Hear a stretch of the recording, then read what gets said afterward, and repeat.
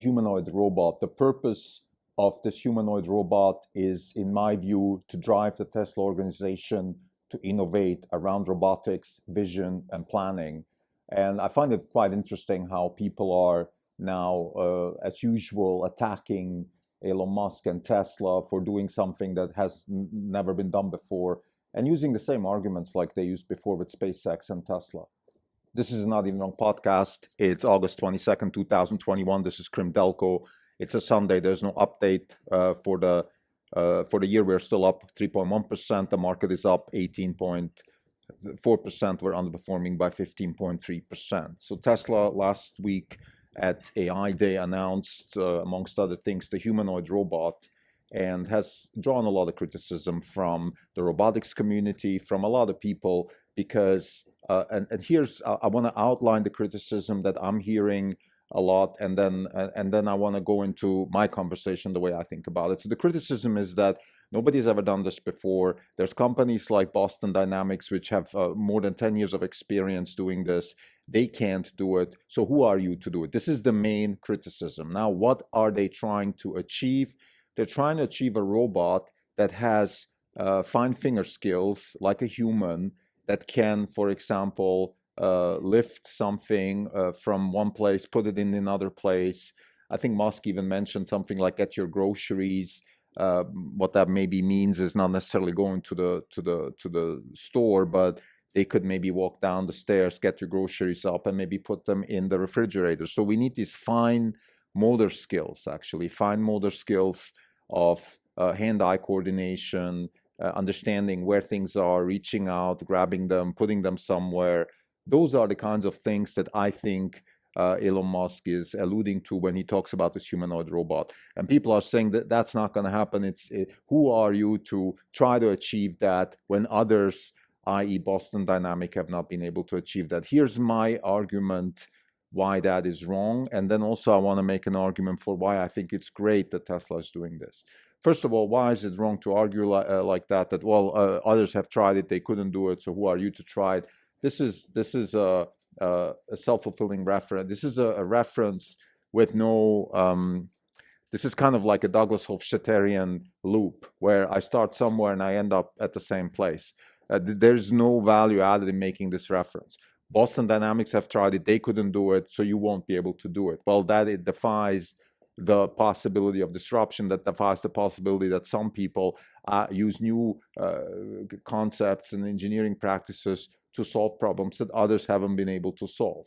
Now, what does it take to solve a problem like that? It takes, first of all, a fundamentally new concept. It takes fundamentally new engineering practices. It takes new creativity. Maybe sometimes it takes luck. It takes the right mix of people. It takes a lot of things to achieve something like that. So I'm not saying it's easy, but it's doable. It has been done before. Rockefeller has been able to create an oil empire when nobody else has done oil.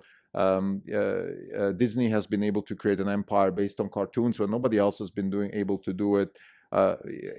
Bill Gates has been able to build a software empire when others have been struggling to compete with IBM, which has really been a hardware empire until then.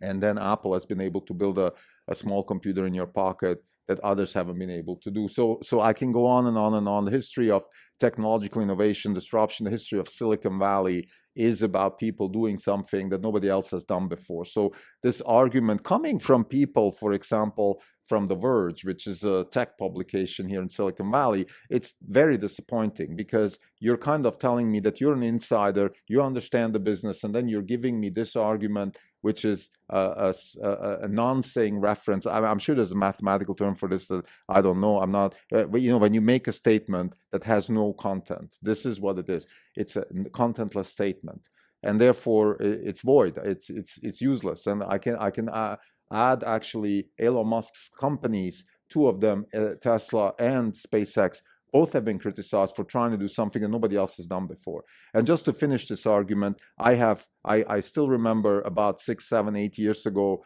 Musk went to Cambridge to the Aeronautical Institute at the MIT, gave a talk to the people who really were at the forefront of aeronautical science and business in the US. So everything that we know that has to do with aerospace industry, military or civil, came from there. And then Musk went there and gave a speech and told the people that he's going to do what he did with SpaceX. And it sounded really weird because you kind of felt like, who is this guy to go there and tell them that he's going to do something that they couldn't do?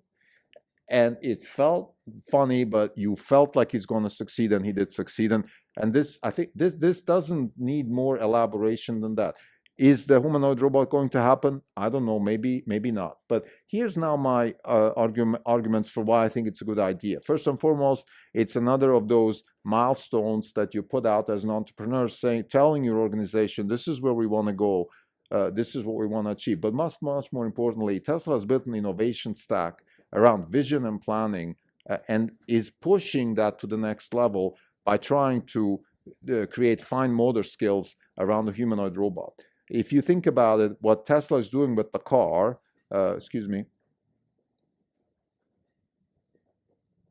is use computer vision to create the model of the world, and then use planning and certain software techniques, algorithmic techniques, reinforcement learning, and so on and so forth, to then have the car move around that model that the vision system has created to make decisions based on certain criteria, such as I want to get from A to B in the most comfortable and safe way possible.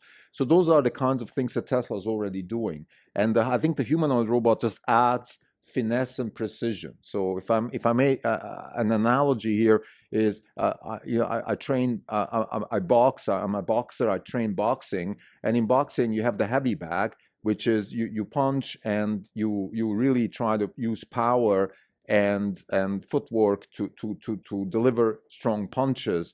And then there's this little, I'm sure people have seen that, this little sort of egg formed ball that is on a rubber sort of connected with the floor and the bottom. And then if you hit that thing, it's it just goes very fast, left and right. And it's about precision. So what I'm trying to say here is that in the training of boxing, where you deliver punches, there is precision and striking very precisely, and then there's the power punch. So I would say that let's say what Tesla's been doing so far with the car is more on the heavy bag and the water bag, which is a little bit less heavy bag front. And then there's this very precise punching where you really have to have very fine motor skills, where your hand-eye coordination, your arms, your footwork, everything has to be much more precise.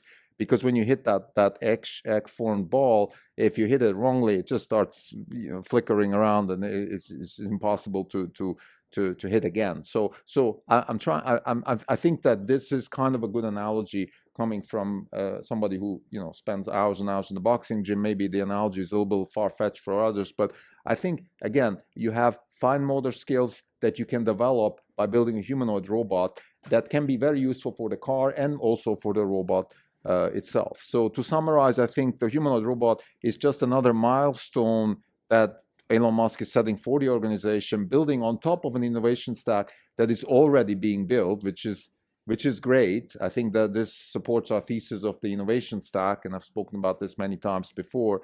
And I think this is exactly what a company should be doing, like a disruptive company, which is optimizing for iteration. Okay, iteration is the name of the game. Iteration, the lowering the cost of iteration, is really what disruption is all about. The lower the cost of iteration, the higher your chances of succeeding in solving problems, which then can lead to disruption. And I think if a company like Tesla, which is optimizing for iteration, is exactly doing the right thing, which is trying the next level of iteration, which is build a humanoid robot. Are they going to succeed? Maybe, maybe not. Who cares? If they can just build more fine-grained hand-eye coordination, fine motor skills that then can be translated into robots, maybe non-humanoid robots, or even the car, that already would be a massive success, because the market that they're after, the opportunity that they're after, the wealth creation that is possible just by taking the human out of the driving equation is worth all these efforts. So therefore, I think attacking Tesla for trying to do something that others have not been doing is, number one, a futile argument, because it's a self-fulfilling reference that has no content. And second, it defies the ability of companies to actually really do something new. it actually is possible. You can do something that others have been trying to do, and you can succeed. And Tesla is the best example. Elon Musk has done it before. Why couldn't they do it again? But even if they don't, I think building on top of the innovation stack that they already have makes a lot of sense, and using vision as a basis for creating a model of the world and then applying the other techniques that they have to the planning equation and creating more fine-grade motor skills, I think is a very, very intelligent way to go forward. Thank you.